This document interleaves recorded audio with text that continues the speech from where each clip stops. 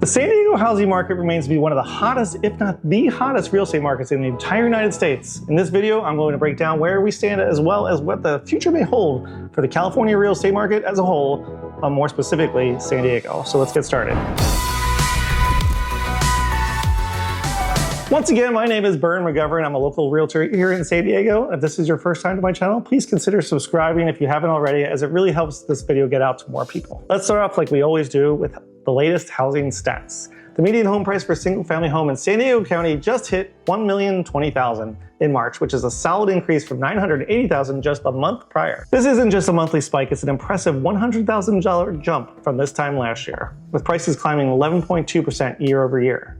San Diego continues to outshine many other cities on the national housing scene. And if you're looking at condos or townhomes, you are seeing a more modest gains of 6% year over year. I also went through some of the year-to-date market stats to identify the hottest zip codes in San Diego. We have a few of our usual suspects. We also had a number of surprises as well. The 92129 zip code, which is the Rancho Pedas, is up a whopping 30% since the beginning of last year, up to 1.5 million. This is not a huge surprise to me, as we had a number of clients buy or sell a home at 92129 this year, and the competition has been intense. As for 92130, which is Carmel Valley and Pacific Highland Ranch, it is up 21% at the start of the year, up over $2.5 million. 92127, which is mainly the towns of Del Sur and Forest Ranch, is up 14%. A few other neighborhoods of note, Poway is up nearly 20% to 1375.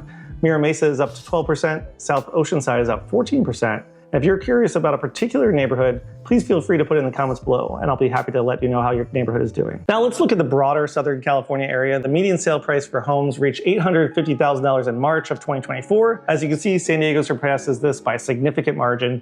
Prices in San Diego are not only higher, but they're also growing faster than other areas of Southern California, such as Orange County and Los Angeles. So what's fueling this surge? Some people say that it's because of San Diego's economy is still growing, driven by industries like biotechnology, defense, and tourism, which attracts a continuous flow of new residents each and every year here in San Diego. Although I recently just read a report that the Census Bureau estimates that the San Diego County lost over 30,000 people in 2023. The high cost of living has driven a modest population decline in the county. In fact, California cities make up 40% of the top 25 cities where the populations have decreased the most.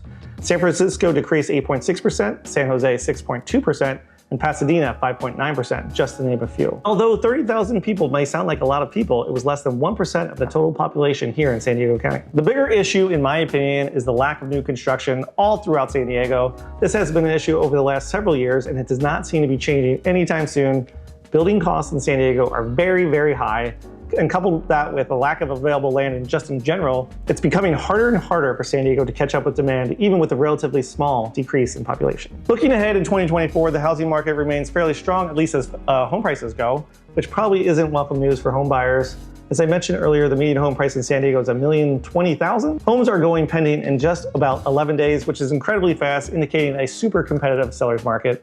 Despite concerns from certain doomsday predictors about a market crash, the fundamentals suggest continued growth driven by a strong economy and the area's desirability and low inventory. Although there may be some good news for homebuyers in the near future, if the market trends the way it has over the last 2 years, we may see a cooling off period as we get into the second half of the summer, when many people put their house hunts on hold and go on vacation and spend more time with their family and get ready for school. If you're thinking about selling, I try to do it before the 4th of July. I found that after the 4th of July, the market does seem to settle down quite a bit. Don't say I didn't warn you. Now let's talk about mortgage rates for a minute. I know this is exciting. Recently, rates crossed above the 7% mark once again, which seems to be a big psychological threshold for many would-be home buyers here, especially in San Diego with high prices. This really adds unneeded pressure during the crucial spring home buying season here in San Diego, as the higher rates slow down buyer activity as people wait for potential rate cuts.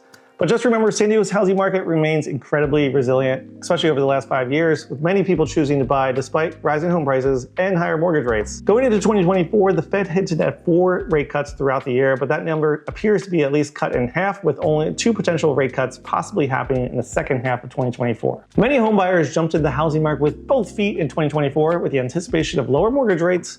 I still do believe we will have lower rates by the end of the year, but not quite as low as originally forecasted. For those trying to time the market in San Diego or beyond, I wish you good luck, as it's anyone's guess to see how this market actually plays out. The only thing that seems certain is inventory will remain low for the foreseeable future, regardless of where the rates go in 2024, which should keep home prices slightly elevated. If you are looking for a rental in San Diego, you may actually have better luck. You may have noticed that rental prices have actually cooled off quite a bit. Rents during the pandemic skyrocketed. I think they went up like 16% in a year at one point. Now they've come back down to earth a bit, depending on where you live.